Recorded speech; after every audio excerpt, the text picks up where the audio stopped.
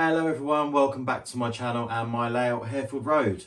Today we are going to turn this 3D printed body shell into this, which is a Vivarail D train, better known as a Class 484, done in the Island Line livery in 00 gauge, and I'm pretty sure it's the first one that's ever been done, so stay tuned and I'll show you the process. So here we are then, here is a Metro Models D-Stock driving motor car. This is 3D printed through Metro Models iMaterialise shop, and this is done in the natural yellow resin with support. Now this is the cheapest option you can get. Usually if you go straight on the shop and buy one, it will be in grey resin, and I believe the grey resin price was £95 per car. I think the natural yellow was 75, and then the natural yellow with supports was 65. What the supports mean is that when you order one with supports, it will literally come like that straight off the 3D printer. So if you spend the extra £10 and choose the standard natural yellow resin version, it will basically be printed out, and then the person printing it will remove all the support structure for you, and they should sand off all the little sort of nubs that you get from where the supports were attached. But to save a tenner per car, it's really not hard to remove these. They do just sort of peel off, and you have to be a bit careful, but as you can see there, they break away from the body quite easy. If you've got any little quite thin parts on the body shell, such as the underframe, then I would recommend going around with a Stanley blade, just scoring the edge there, and then once you've got enough free, you should be able to pull the whole out, because it is attached in the roof and all sorts. So if you do go down this route, just make sure of that, and just poke them out of the window holes. You can see they just poke away, and they're quite easy to remove. So if I just get that out of the way, because that's for another project. But yeah, if we take a closer look at the body shell, I'm actually very impressed with the surface finish of this, because 3D printing is quite hit and miss. This is the usual tendency to get all these lines on a curved surface. Luckily with the D-Stock, it's quite a flat surface on the body shell, so it's actually pretty good. The sides and the front end, well, as well as the rear bulkhead, really don't need much work at all. They're actually very good straight out of the box.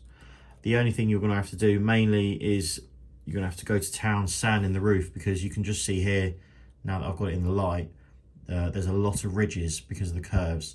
But it does sand fairly easy. And what I have been using to do these is I tried out some of these almost like nail files, if you like, and they're very good. I got these from Hobbycraft. You get this one here, which is 600 grit and 1000 grit, depending on what side you use. You've got this one is 240/400, I think it is, and this is much more coarse at 60/100. So what I'll be doing is grabbing the 100 grit file. I'll be going over the whole roof, trying to get it to a smooth, uniform shape. And then to take out the sanding lines, I'll go for the 240 on this one first, and then flip it over and go 400. And from there, I'll probably use filler primer anyway to help with any of the sanding lines, the printing lines, things like that. And then see how much more work it needs. Because if you go with the filler primer, once it's dry, you will be able to see all these lines quite easily. So you'll know if you've missed any, but it's worthwhile just get as much off as you can to start with, but trying to miss those all important roof guard details. But yeah, so that's that. Obviously, as I said, I'm making a 484, not a D-Stock. So what I'm going to do is the sides, roof and the rear are fine, other than the fact that I might cut the holes out for the rear windows, because this version of the body shell is based on the pre-refurb D-Stock, so that's the only real difference, is that it has bulkhead end windows, sorry. But the main attention is going to be on the front of the model. So what I'm going to have to do is I'm going to have to fill in where the front door is and smooth off where these handrails are. So there's only the two driver's side and passenger side window, or driver's side and second man side window, sorry. Also, I'm going to have to fill the vents that are at the top. You can't really see them. You can there, just about. So what I'm going to do, because they're very shallow, it'll be a bit hard to get the filler in. I'm actually going to sort of gouge them out with a scalpel, and that will leave a sort of indent, if you like, where the filler can sit in. and it should be a lot easier to fill. If you look at a Vivarail 230 or 484, you'll notice that the front end is nice and flush. So that's the main thing to do. Once that's done, I'll then drill for the new headlights that Vivarail fit, and that should come out quite nice. So the first things first, let's get the front end filled and start sanding the roof. So here in front of me, I've got some 0.25mm plasticard. This I got from AJR Model Store. And I'm basically going to make a rectangle to go in this recess here where the front door is. And because it's so thin, it will be the perfect sort of height. Once you take the handrails off, take the little door handle off, and then have that stuck in there, it should be a good enough height where I can start sanding and then fill any sort of little crevices and things like that. Because this is so thin, I'm going to use super glue all the way around the existing door, then glue it on, and obviously where you've got the hole in the middle, it might flex a little. So what I'm going to do is, once that is on there, I'm then going to take some araldite, I'm going to mix that up with a cocktail stick, and I'm going to fill the rear of the window with that, because that will stiffen it up. Otherwise, when you come to paint it, you'll end up with this expanding, contracting, things like that. So you obviously want to avoid that, because you're going to get it high and low spots. So that's just something to note, is a good step to take. But yeah, so I'm going to cut this out, just a little rectangle, stick that in, and then I'll come back. So I'm just drilling the holes for the headlights. I made up a little template that sort of looked right. I measured it all up and used some masking tape and then drew on that all over the front. And then I've used that as like a guide to drill. And now I'm just going to go through the main headlight holes with a 3mm drill and the markers with a 2mm, and also I'll have to put the 2mm at the top. You just got to make sure you measure this as many times as you feel necessary, because once you drill this, there's no going back really. If you drill a hole in the wrong place here, you then decide, oh, I know what I'll do, I'll just use filler, fill the hole again and try and drill it again. The drill will just find the filler and it will just drill the exact same hole again. So you've really got to be careful. What I would do is, for example, the 3mm holes, I've gone for a 1mm drill bit, then this is a 2mm drill bit. Now I'm going to go through with the 3mm. The left one, I drilled the smallest drill bit first, and then noticed it was just slightly too far to the right for my liking compared to this side. So what I've done, because the plastic is quite soft, I've just put a bit of sideways tension on the drill bit. Obviously, you've got to be very careful doing this because you will snap the bit very easy. So I've just drilled sort of against the side to sort of oval the hole out a little bit, and then just put a bit of pressure on the left while I've drilled through with the 2mm hole. And that's now centered it up a lot better. But yeah, so I'm going to go through with the 3mm, then I'm going to do 2mm on the bottom and do the marker at the top, which is 2mm, and then we'll come back. Right, so there we are then. We've put a bit of 0.25mm plasticard over the front M door. We have drilled the headlight marker light holes in the front end, and now what is left to do is we will have to get some milliput or some model filler and just fill around the edge of the door recess. I'm going to have to fill this destination panel up slightly because it should be flush with the door for the Vivarail units. And also I'm obviously going to have to fill the top vent in where I've sort of carved out a sort of semicircle to allow the filler to sit in. Once I've done that, obviously I'm going to have to run back through this top one with a drill bit and then tidy that up. So that might take 1 or 2 attempts. But yeah, so I'm going to do that. I'm going to sand the roof. And then once that's all done, I'm going to sand it all nicely flush. Use a couple coats of filler primer to sort of block this out so it's nice and smooth. And then we'll come back. So then, here's what we're left with. This is the D-stock model after a few coats of filler primer. So you can see the roof is now nice and smooth. We've got no printing lines left. There's a couple very, very faint ones just on the inside of the roof gutter trims.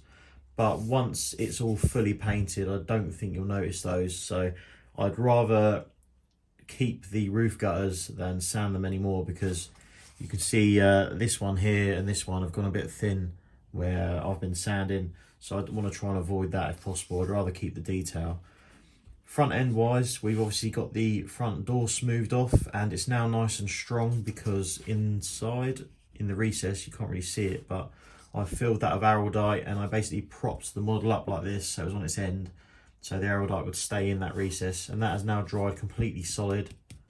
So that's a lot better because obviously, as I said at the start, it's only 0.25mm plasticard, so if you touch it with your finger it would flex inwards, so you can't really sand it or do anything with that, so it definitely needs strengthening up.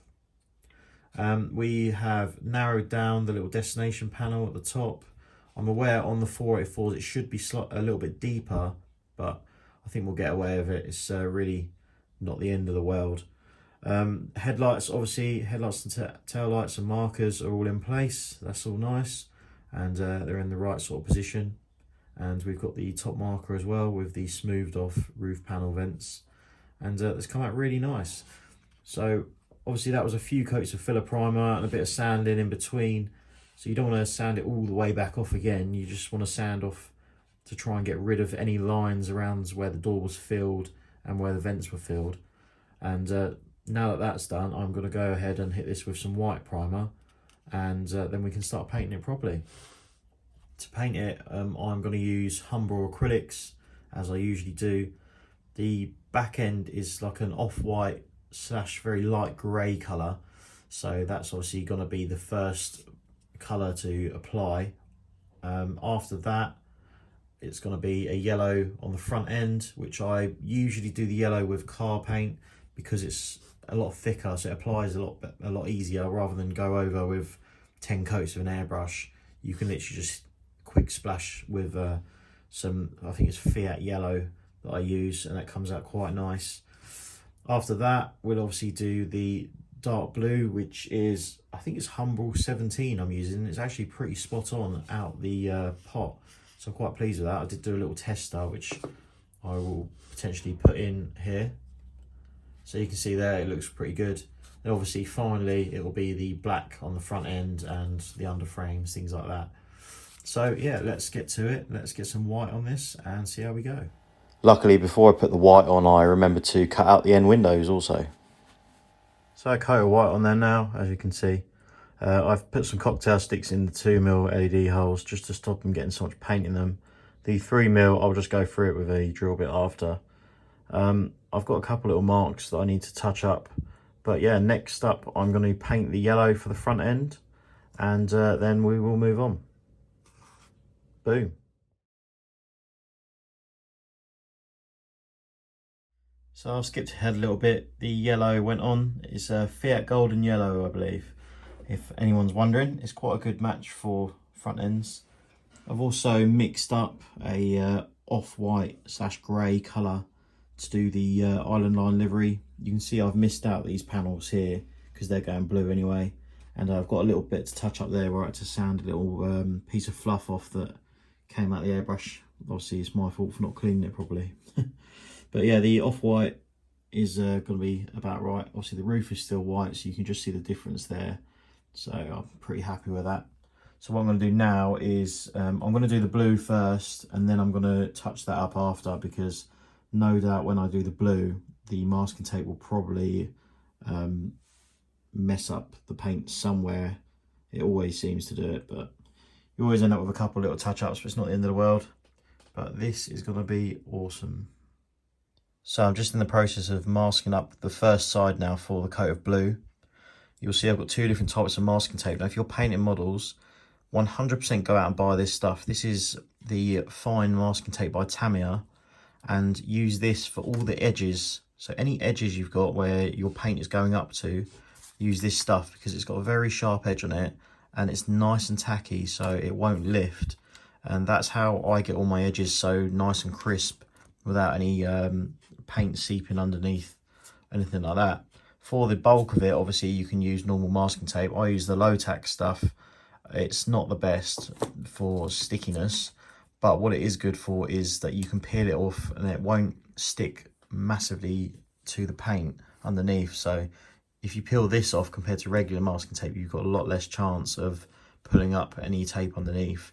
Obviously this stuff is made for modelling, so it's sort of for that purpose anyway, so it's a bit better for not pulling paint off. The only thing you need to watch with the low tack masking tape here is because, as the name suggests, it isn't as tacky as regular tape. It does have a tendency to come up at the edges. So what I do is I generally go quite far towards the edge of the masking tape where I can get away with it. So you'll see on the roof particularly, because the roof's a rounded edge though, it's going to happen more. So I've gone closer to the edge. So if you get bits like this while you're painting, it's not the end of the world because you've got a bit more protection underneath, because you can see the thickness of the fine tape underneath that. But yeah, so that's what I'm doing at the minute. Thankfully, I looked a bit closer at the pictures I was using because I realised that the photo of the 484 I was referring to is actually a render. It's a computer generated image, and I didn't even notice at first because it's so good. But on the render, the blue that's going on this side actually travels up and goes along the roof, whereas in the real life version it doesn't. So I'm glad I looked at that because that would have been a big mistake on my part. But yeah, I'm going to carry on masking all this up, then I'm going to blow some blue over it, and then I will see you again. So there we go then, we are fully masked up, ready for paint. The blue that I'm going to use is Humbrol Gloss number 15. That's quite a good match for the Island Line blue that is found on the new 484s. So I'm going to put that in the airbrush now, go over it and see how it comes out. Fingers crossed. So there we go, there's the blue coat now on. Hopefully we haven't got too many runs under the masking tape. So I'll just leave that to dry for 10 minutes and then we will look at getting the gloss black on the front. So I'm not going to lie, I'm pretty shocked how well this has come out. So that's it with the masking tape off, other than the yellow front panel. The job now is going to be to do the gloss black on the cab front and then paint the underframe. And it's pretty much going to be good to go for gloss lacquer. I'm actually buzzing, it looks so good. And just for reference, that's how it started underneath. Mad. So we're masked up again, just the front end to do a little bit of gloss black now, and then do around the underframes. The underframe I'll do with a paintbrush, but for the cab front I'll do with the airbrush. Well then, a lot of time has passed since you would have seen me paint this coach. Obviously I was up to the point of doing the black on the front end and underneath, which you can see I did end up doing, but this coach wasn't painted at all. So today I have gone and done this in the same colour scheme, obviously. I did repaint also the grey on this car because it wasn't the best. So they're nice and matching now.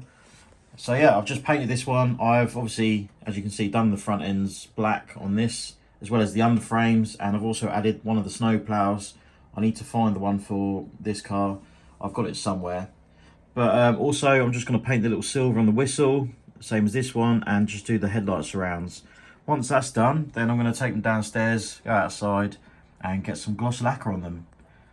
So once I've painted those silver bits and got the gloss lacquer done, it's going to be time for the transfers. I had these done by Precision Labels. I've sent them a load of pictures of what I needed, and also some pictures of the body shells with a tape measure up against them to get an idea of the size, and they've come out really nice. Really pleased with those. So thank you to John if you do happen to watch this. I have also got a few other bits off him, including the transfers for my London Transport 40C, which has been long overdue completion, as well as my 5-inch gauge London Transport Class 20. So yeah, if you want any custom stuff done, make sure you hit up Precision Labels, and let's get this sorted out.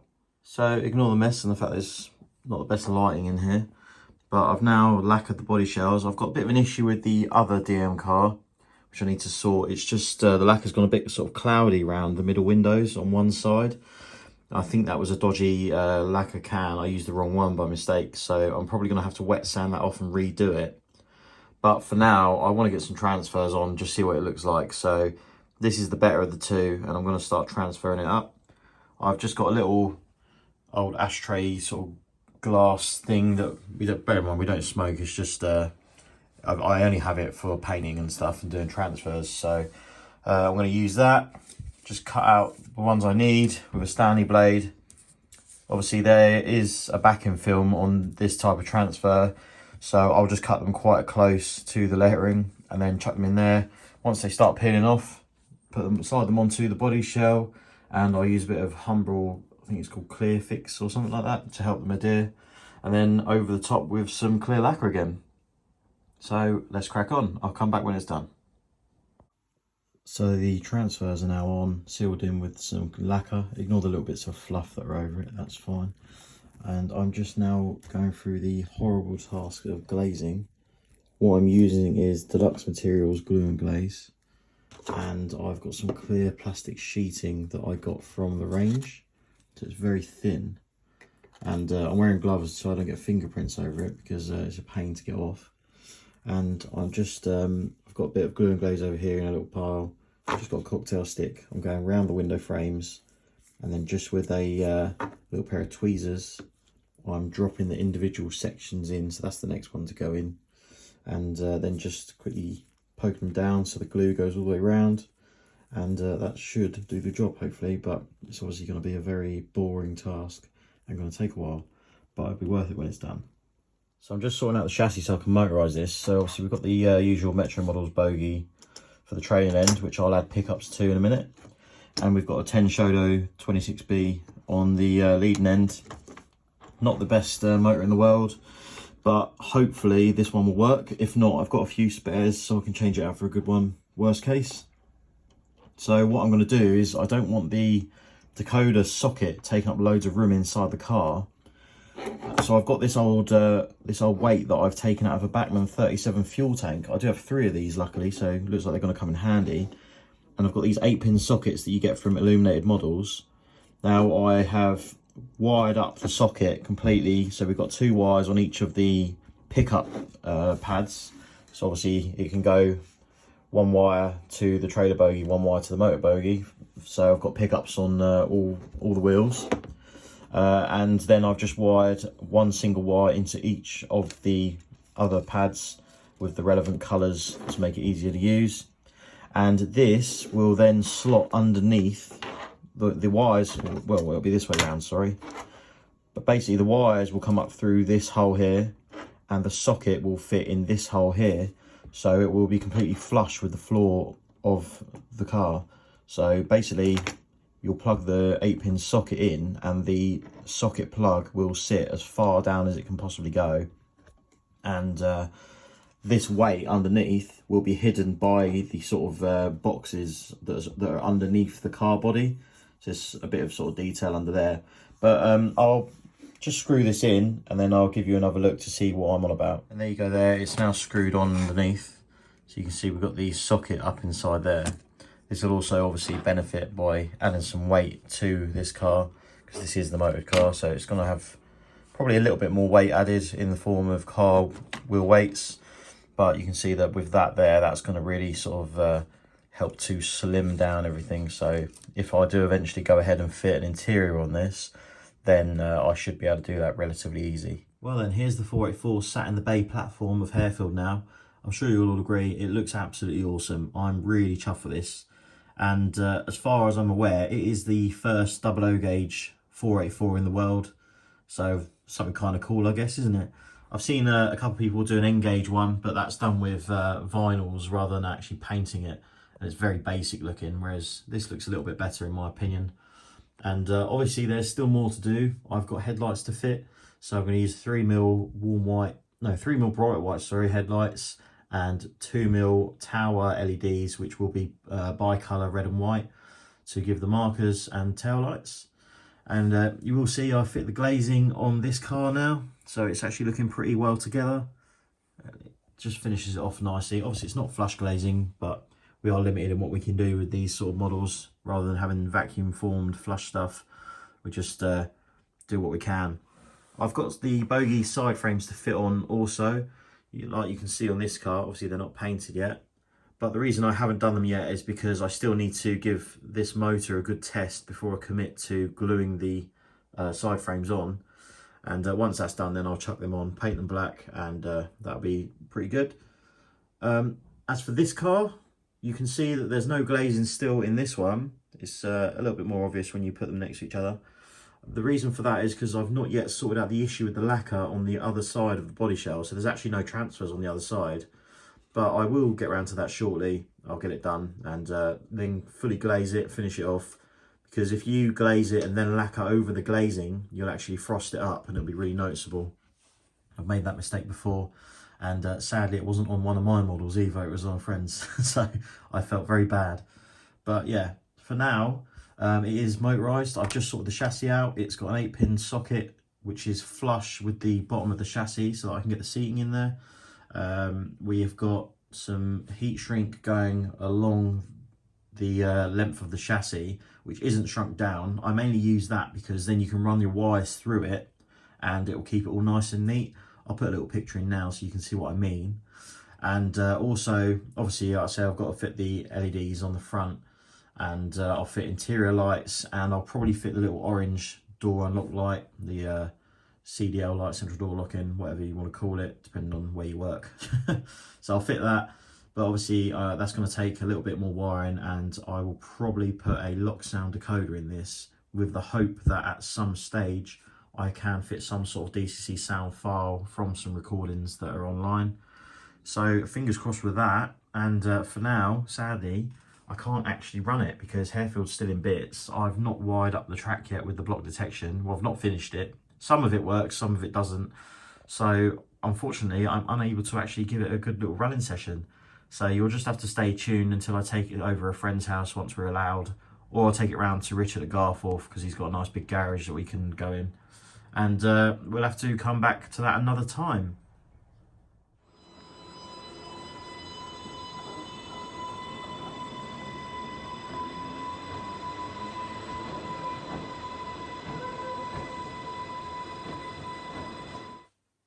Well, there we go then. There's the Island Line 484 completed. I mean, as you can tell, I'm pretty chuffed with that. I'm pretty sure it is the first one that has ever been done. So it's nice to have. It's kind of special. And you've all probably noticed that I'm a bit of an Island Line fan. So that has got me thinking, now that I've got the 484, I've got multiple 483s, and I do have a standard stock as well, which I'm planning on repainting to Island Line livery.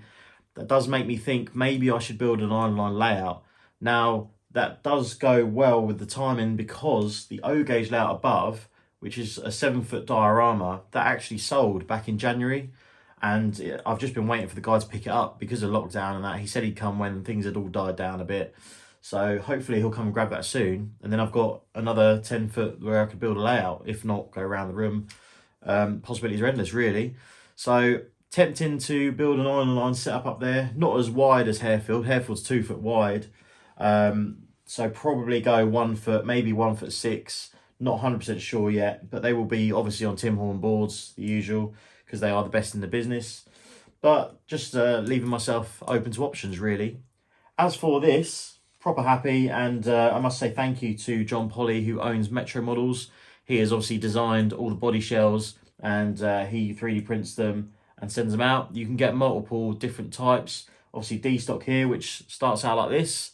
That's how it comes. You would have seen it earlier in the video. It does a multiple of others as well. I've got a 4Car 92 stock to build from him. I've got Craven's 1960 stock DMs. I've got loads of stuff. He does A stock, all the underground stuff that you'd generally expect. So between him and Radley Models, you've generally got the whole of the underground covered, and you can do what you like. But also, big thank you to John from Precision Labels, who's done all the transfers for me. And I did have a bit of help finding the right photos, and people have helped by taking close-ups for me when I've not been able to get over to the island. And I can't thank them enough. So I've had to send those to him with a ruler across the body shell in certain places so he can get an idea of sizing. And I have to say, they've actually come out bang on. I couldn't be happier with the transfers. They are brilliant. So thank you, John, if you're watching this. But yeah, I suppose all that leaves me to say is thank you for watching. Please hit the like button, comment down below if you like the model, and subscribe to the channel. Obviously, we're overdue the next update for Harefield. You can see some of the stuff that's happened in the background there, so don't pay much attention to that. But yeah, it's all coming on well. I just need to finish it off, get it wired up, and hopefully at some point delve into the realms of iTrain. So wish me luck. But anyway, I'll see you again soon. Take care. Bye.